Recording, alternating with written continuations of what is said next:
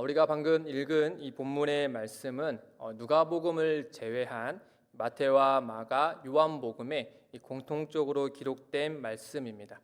또한 그 앞서서 오병이어 사건 이후에 곧바로 이 기사를 적어놨습니다. 그 중에 오늘 읽은 우리 마태복음에서는 이 베드로의 이야기를 좀 더 자세히 우리에게 알려줍니다. 오늘 본문에서 이 세 번 반복해서 등장하는 단어가 있는데 바로 즉시라는 부사입니다. 이 즉시라는 이 부사를 통하여서 예수님과 제자들 간에 함께 있었던 그 이야기를 중심으로 하나님의 말씀을 같이 나누기를 원합니다. 예수님은 제자들을 위해서 즉시 세 가지 행동을 하시는데요. 첫 번째는 예수님께서 그릇된 세상의 가치관으로부터 즉시 제자들을 떼어내어 주십니다. 22절 보시면 예수께서 즉시 제자들을 재촉하사 자기가 무리를 보내는 동안에 배를 타고 앞서 건너편으로 가게 하시고, 어떤 이유에서인지 예수님께서 즉시 제자들을 재촉해서 배를 태워서 바다 건너편으로 가게 하십니다. 그런 다음에 예수님께서 홀로 그곳에 몰려들었던 무리들을 다 해산시키는 장면을 우리에게 보여주고 있습니다. 마태가 기록한 이 즉시 또 재촉하사 이런 표현들을 볼 때면 예수님께서 굉장히 다급히 이 무리로부터 제자들을 떼어내시는 것처럼 보입니다. 마치 가정에서 이 부모와 자녀들이 TV를 보는데 이 TV의 장면에서 어린 자녀들이 보기에는 좀 좋지 않는 부분이 나왔을 때 부모님들이 채널을 황급히 돌리지 않습니까? 마치 그 모습을 연상케 하는 것처럼 예수님께서 제자들을 황급히 무리로부터 떼어내어서 바다 건너편으로 가게 하시는 모습을 우리에게 비춰주고 있죠. 어째서 예수님은 제자들을 즉시 재촉해서 이 무리로부터 제자들을 떼어내어서 또 그들로 하여금 바다 건너편으로 가게 하시는 것일까? 그 이유를 오늘 본문을 통하여서 살펴보면은 크게 두 가지를 우리가 유추할 수 있을 것 같은데요. 하나는 무엇이냐면 23절에 이른 것처럼 예수님께서 홀로 기도하시기 위함인 것으로 우리가 파악할 수 있습니다. 23절에 보시면 무리를 보내신 후에 기도하러 따로 산에 올라가시니라. 저물매 거기 혼자 계시더니, 우리가 복음서에서 예수님께서 홀로 기도하시는 장면들을 더러 보게 됩니다. 한 예로 누가복음 6장 12절에 보면은 이렇게 기록되었는데, 이때 예수께서 기도하시러 산으로 가사 밤이 새도록 하나님께 기도하시고, 그 다음에 예수님께서 무엇을 하셨냐면 12사도를 세우는 장면이 등장합니다. 그러니까 예수님은 홀로 이렇게 산적한 곳에서 가서 기도하시는 것을 자주 하셨을 뿐만 아니라 특별히 이렇게 홀로 기도하실 때는 앞서서 이후에 어떤 중요한 사역을 앞두고 있을 때 보다 집중적으로 기도하기 위하여서 홀로 이렇게 산으로 가시는 모습을 우리에게 보여줍니다. 그런 의미에서 예수님께서 제자들을 재촉해서 바다 건너편으로 가게 하신 다음에 또 그들을 보내고 다음에 무리들을 보내신 다음에 그리고 산적한 곳에 가서 기도하시는 것을 볼 때 예수님께서 이후에 제자들을 위하여서 무언가 중요한 것을 하시겠구나라는 것을 우리에게 예측하게 합니다. 이어서 두 번째로 예수님께서 제자들을 이렇게 바다 건너편으로 빨리 가게 하신 이유를 생각해 볼 때 22절과 23절에서 반복해서 등장하는 이 무리들과 관련이 있어 보입니다.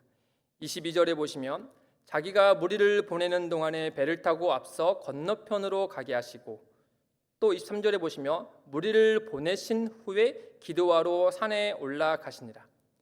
그러니까 이 바다와 육지 사이에 둔 예수님은 이 제자들을 배에 태워 그다음에 바다 건너편으로 가게 하신 다음에 무리들을 해산시켜 돌려보내시는 장면이죠. 여기에 등장하는 이 무리들은 어떤 무리들인가라고 하면 우리 앞서 본 것처럼 이 세 복음서에서 이 기록에 앞서서 나온 기적은 무엇이냐면 오병이어 기적이었습니다. 그러니까 이 앞에 있는 무리들은 이 오병이의 기적을 보았고 또 맛본 사람들입니다. 그 무리들이 도대체 어떤 무리였길래, 예수님 보시기에는 어떤 모습이었길래 예수님은 그들로부터 제자들을 이렇게 떼어내시려 하는 걸까? 이 점에서 요한복음 6장 15절에서 그 모습을 우리에게 힌트를 알려줍니다. 요한복음 6장 15절에 보시면 그러므로 예수께서 그들이 와서 자기를 억지로 붙들어 임금으로 삼으려는 줄 아시고 다시 혼자 산으로 떠나가시니라. 그리고 제자들을 바다 건너편으로 무리들로부터 떼어서 보내신 것이죠.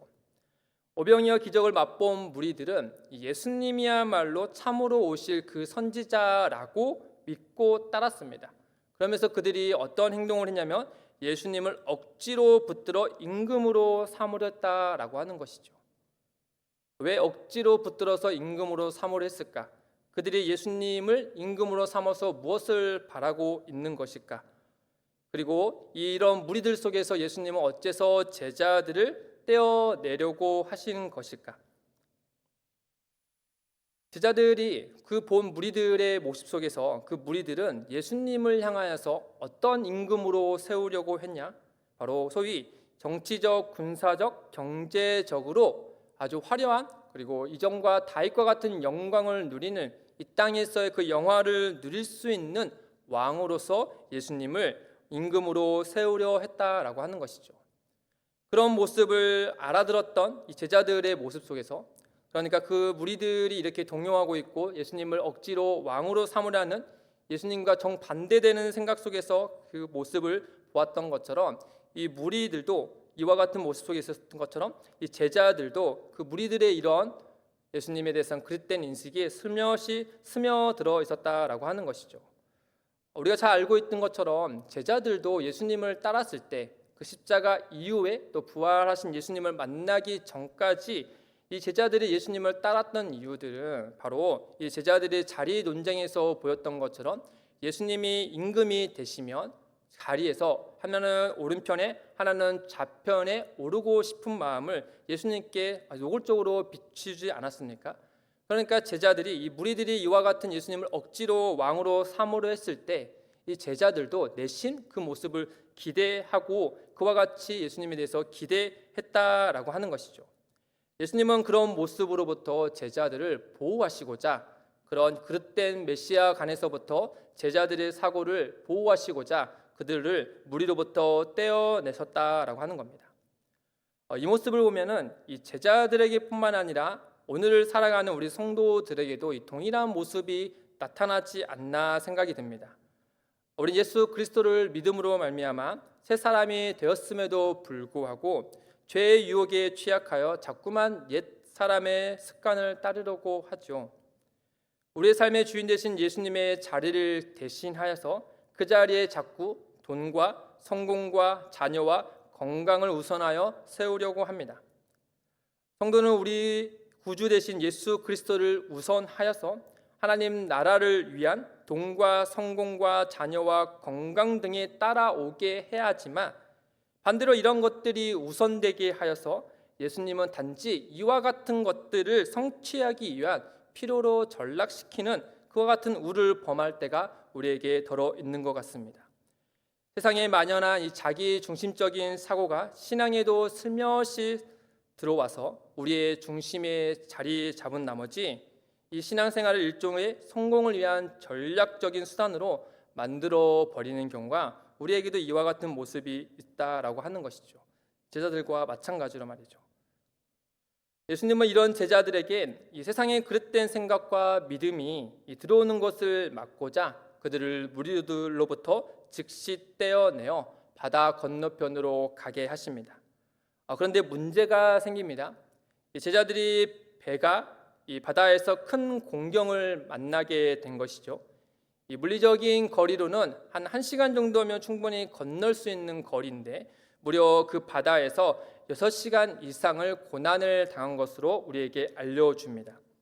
마태복음 14장 24절에 보시면 배가 이미 육지에서 술이나 떠나서 바람이 거스름으로 물결로 말미암아 고난을 당하더라. 시간상으로 볼 때 제자들이 바다에서 고난을 당할 그때 예수님은 무엇을 하셨는가 하면 산에서 홀로 기도하셨습니다. 우리가 충분히 예측할 수 있듯이 예수님은 제자들이 바다에서 이런 고난을 당할 것을 분명히 아셨을 겁니다. 그런 의미로 예수님은 이 제자들을 세상의 그릇된 생각이 사로잡힌 무리들로부터 떼어내고 그런 다음에 그 제자들을 이 고난에 있는 그 바다에 내보내신 격이 된 것이죠. 예수님께서 제자들을 이 고난의 바다에 내보내신 목적은 단연 고난 자체가 아닐 것입니다. 그 고난을 통하여서 예수님께서 그들에게 깨닫게 하시고자 하는 교훈이 있기 때문이겠죠. 그 교훈은 무엇인가라고 했을 때 로마서 8장 6절 말씀이 그 답을 해줍니다. 로마서 8장 6절에 보시면 육신의 생각은 사망이요 영의 생각은 생명과 평안이니라. 즉 하나님의 뜻과 다른 무리들과 함께 육지에서 안전히 있는 것보다 하나님의 뜻 안에서 이 고난의 바다에 있는 것이 더 안전하다는 것을 제자들로 하여금 깨닫게 하시기 위하여서 그들을 무리로부터 떼어내어 고난의 바다로 내보내신 것이죠. 그런 다음에 예수님께서 무엇을 하십니까? 그 고난의 바다에 직접 걸어가십니다. 이어서 예수님께서 즉시 또 무엇을 하셨는가 본문에서 무엇을 알려주시냐면 27절에 이르는 것처럼 이 고난 중에 있는 제자들의 이 내면의 두려움을 즉시 떼어내 주십니다. 27절에 보시면 예수께서 즉시 이르시되 안심하라 나니 두려워하지 말라. 꽤 긴 시간 동안 밤바다에서 파도로 인하여서 고난을 당한 제자들에게 기도를 마치신 예수님은 홀로 그 바다 위를 걸어오셨습니다. 그런데 제자들이 그 바다 위로 걸어오는 예수님을 알아보지 못하고 화들짝 놀라서 뭐라고 외쳤냐면 유령이다 라고 외칩니다. 그때 예수님께서 무엇을 먼저 하셨냐면 그들을 책망하시는 것이 아니라 즉시 그들에게 이르기를 안심하라 나니 두려워하지 말라 라고 말씀해 주십니다.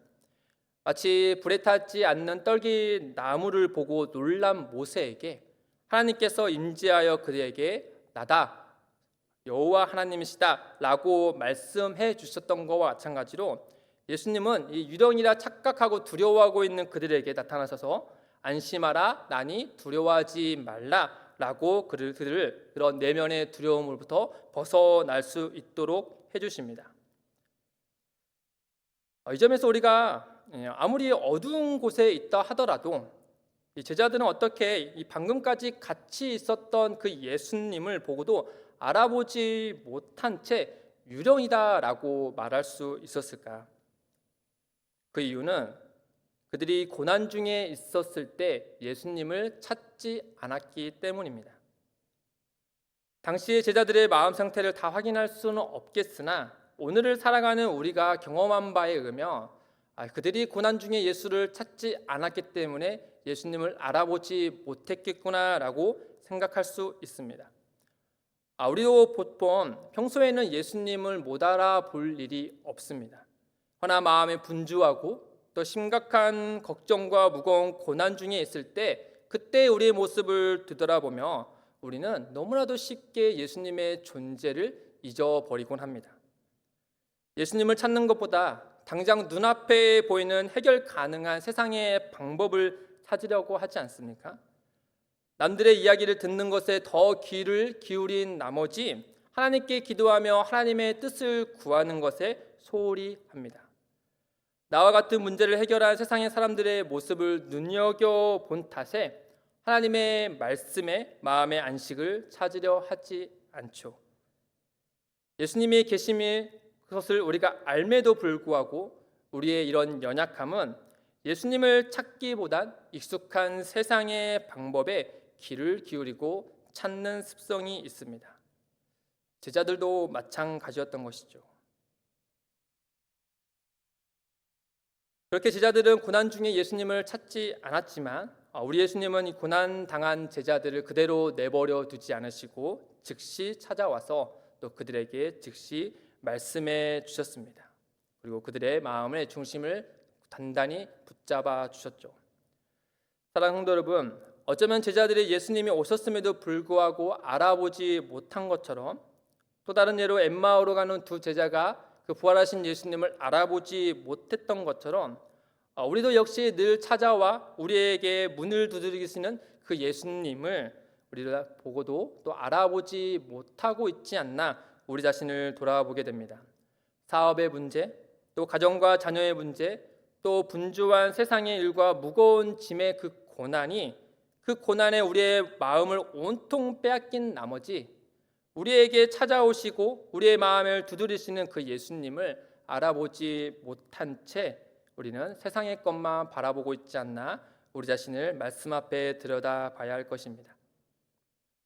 마지막으로 예수님께서 즉시 제자들 위하여서 무엇을 하셨는가 하면 예수님은 이 물리적인 위기에서도 즉시 벗어나도록 손을 내밀어 주셨습니다. 마태복음 14장 31절 상반절 보시면 예수께서 즉시 손을 내밀어 그를 붙잡으시며, 그는 바로 누구냐면은 베드로죠. 상황을 보면 아직 파도가 잠잠해지기 전입니다. 그런데 너무 놀랍게도 용감하게도 베드로가 예수님을 심을 알아본 다음에 예수님께 뭐라고 얘기하냐면 저로 하여금 바다 위를 걷게 해주십시오라고 요청합니다. 그래서 예수님께서 오라라고 하시죠. 그렇게 바다가 잠잠해지지 않는 그 상황 가운데 베드로는 오라 하시는 예수님의 말씀을 의지하고 예수님을 바라보고 바다 위를 걷습니다. 그러나 바람의 그 순간 예수님을 바라보지 않고 부는 바람을 의식한 탓에 그 자리에서 물에 빠지고 주여 나를 구원하소서라고 황급히 외치죠. 그때 예수님께서 즉시 그의 손을 붙잡아 주시고 건져내 주십니다. 그런 다음에 베드로에게 무엇라 말씀하시냐면 믿음이 작은 자여 왜 의심하느냐라고 말씀합니다. 여기에 베드로가 의심한 것은 이 눈앞에 보이는 예수님이 진짜인지 아닌지를 의심하는 것이 아닙니다. 그렇다면 그 바다 위로 걷지 않았겠죠. 예수님이심을 분명히 알았습니다. 그럼에도 불구하고 그가 왜 예수님께 이와 같은 책망을 받았냐라고 하면은 그가 가진 그 의심은 예수님인지 아닌지를 그것이 아니라 마치 파도처럼 이리저리 흔들리는 것처럼 그의 마음이 왔다 갔다 했기 때문입니다. 이런 의심을 야고보서는 아주 잘 표현해 줬는데요. 야고보서 1장 6절에서 8절 말씀해 보시면 이렇게 기록되어 있습니다.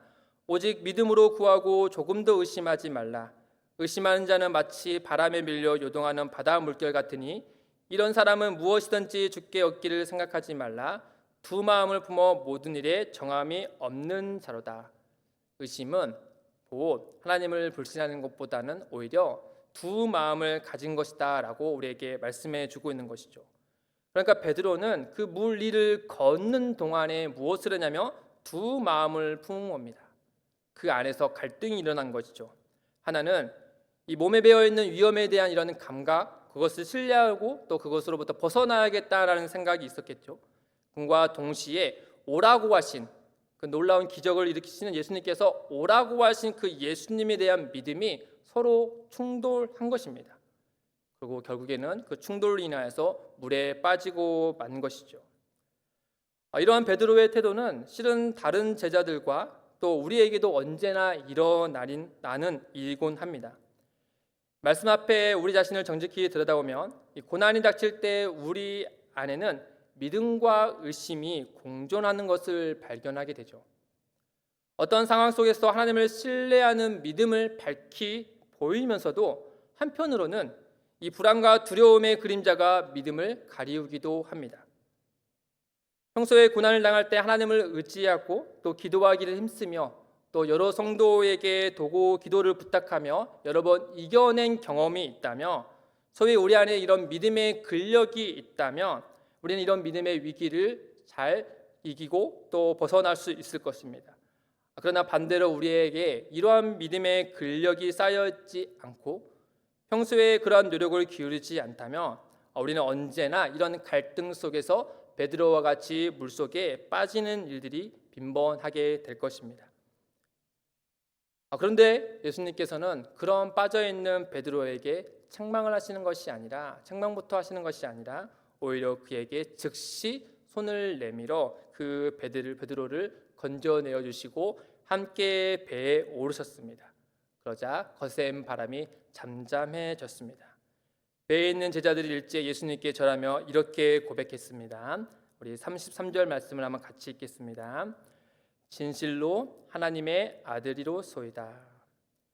결국 그릇된 예수님에 대한 인식을 가진 이 무리로부터 제자들을 떼어내신 예수님은 이 고난 속에 그들을 밀어내심으로 인하여서 그들로 하여금 무엇을 알게 하셨냐? 예수님은 그냥 이 땅에서 육신의 몸을 가지고 정치적, 경제적, 사회적 메시아로서의 육체의 양식만을 위하신 분이 아니라 그보다 한층 더 높고 그와 비교할 수도 없는 하나님의 아들이심을 그들에게 알게 하셨습니다. 사랑하는 성도 여러분, 말씀을 정리하면 우리는 즉시 예수님께서 제자들에게 하신 세 가지의 모습을 보았습니다. 예수님께서 그릇된 인식으로부터 떼어내시고 또 고난당하는 제자들의 그 내면의 두려움을 잠잠케 하시고 또 즉시 그런 물리적 위기로부터 베드로를 건져내어 도와주셨습니다. 어제나 오늘이나 영원토록 동일하신 우리 주 예수님은 제자들에게 이렇게 신속히 긴급하게 도움의 손을 내미셨던 것처럼 오늘도 우리에게 동일하게 역사해 주십니다. 하나님의 은혜와 도우심은 과거에와 또 미래에만 있는 것이 아닙니다. 언제나 오늘 지금 우리에게 있다는 사실입니다. 우리는 하나님께 순종하는 일을 미루기도 하지만 하나님은 우리에게 은혜 베푸시는 일을 절대 미루지 않으십니다. 우리는 때로 하나님의 은혜를 잊어버리곤 하지만 우리 하나님은 날마다 우리를 생각하십니다.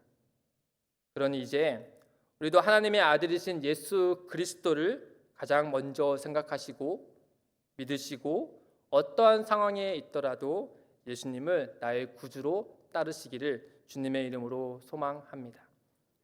함께 찬양